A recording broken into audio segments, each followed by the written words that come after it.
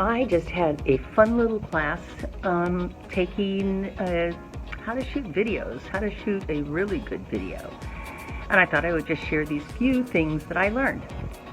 I shoot a lot of video, and many of you have watched them, but many of you are thinking, how do I get mine to go? How do I get mine to be seen? How do I get mine to be seen and shared or even liked? Well, you'll have to share it. So there's a few things. You got to pick a location that doesn't have a lot of noise. I'm here at the marina, which is close to LAX, and it can get very noisy. So if you are limited on being outdoors and you can't control light source outside like you can inside, the great news is that you can go find a spot in your apartment that would work. And so I'm going to show you a couple of places where you can probably, see what I told you? Here's this noise now. There's an airport here. This helicopter is not going to the airport. It's a sheriff's just out for a nice little flight around the marina. Anyway, let me go show you a couple of options for yourself and some things that you want to consider, including, where's some lipstick, ladies? Okay.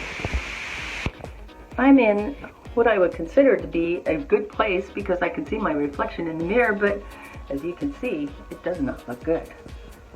For one, I got this really irritating light over the top of me that shows shadows. And I don't think I'm going to be able to get to any place in here that looks right. In fact, I don't want to see the back of my head in this, and I don't want to hear that irritating fan. So out we go. Next, we're in a room that's very quiet,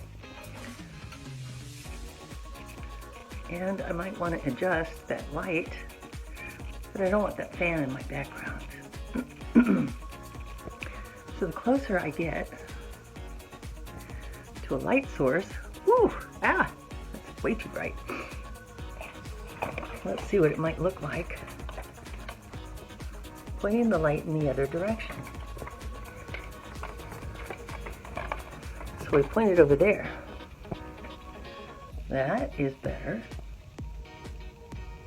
And I don't hear the airplane outside.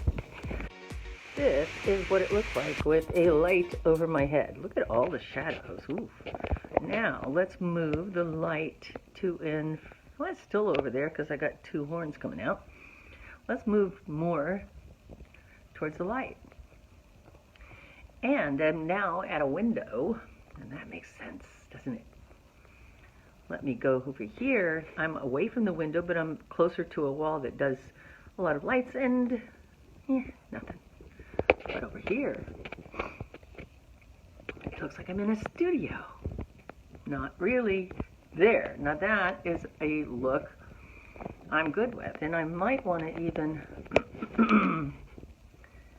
bring the lights,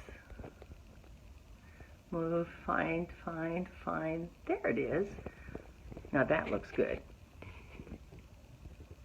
Let's go try another spot, shall we? Hi, it's Linda, and I thought I would just give you a little bit of information about something that a lot of people ask me about. Linda, you seem to just be able to shoot a video and start talking as if you had an audience. And yes, it does take some practice. It does take some effort to remind yourself, gee, I shouldn't say so much. And there are tips to do those kinds of things, but let's talk about why you would want to do a video. A video is really an effective way to have somebody else see you and connect with you in a way that you can't do with a text message, and in a way that you don't do in an actual telephone call. Yeah, we still make those. Our phone can be used for more than one thing, and you can actually talk on it. We tend to take the easy way to do things, and sometimes just connecting with somebody to show them something that you may be working on or something that could be of value or interest to that client or to that prospect, well, video is just a great way to do it. A lot of people get really, really freaked out about it. So just think about doing them in 30-second spots, as if you were leaving a message for somebody, right? So here are 2 or 3 things that I think might be helpful for you. If you're shooting indoors, indoors can help you control your lighting.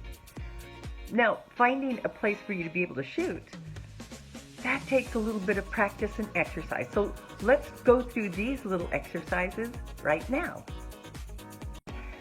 I have one other tip, and that is when you're shooting, you only want to be about maybe 1.5 feet away from your phone, especially if it's an iPhone, so that you don't lose the sound. The other tip about the iPhone is that you want to wait a second after you hit record, because for some reason, iPhone seems to put a hiss, maybe while the speaker is adjusting or something, so you can edit that out. So a couple of other tips: make sure you turn off the fan, or you get a little bit better control of a pet if you lock them out, because they're going to want to be figuring out what are you talking about and should they be part of the video. So, and it's always at the moment where you go, okay, I'm recording. Try to limit those distractions and the other sounds. Turn off the fan if your AC goes on, and just go out there and have some fun and start shooting.